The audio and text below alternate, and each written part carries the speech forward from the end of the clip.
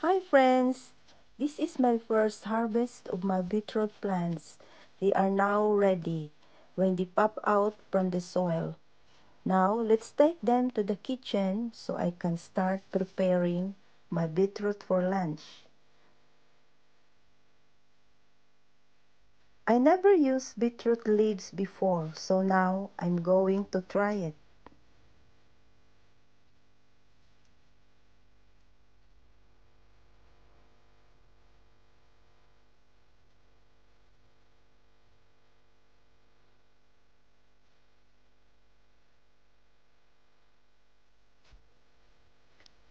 Look at these little babies. I'm so happy with the outcome.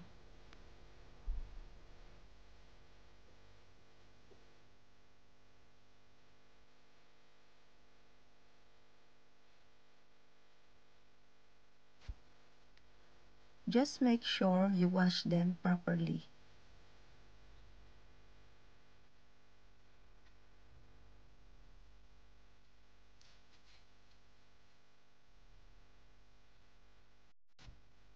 In a boiling water, add a pinch of salt and then the leaves.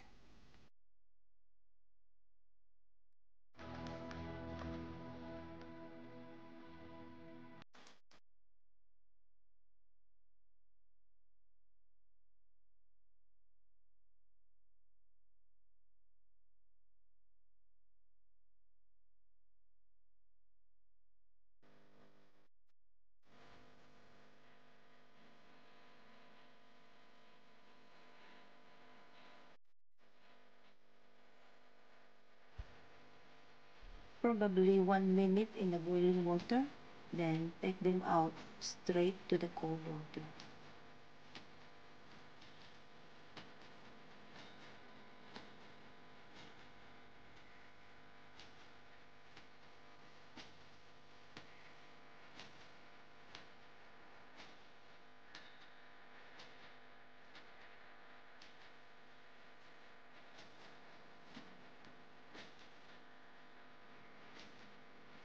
Then saute with oil, garlic, and salt.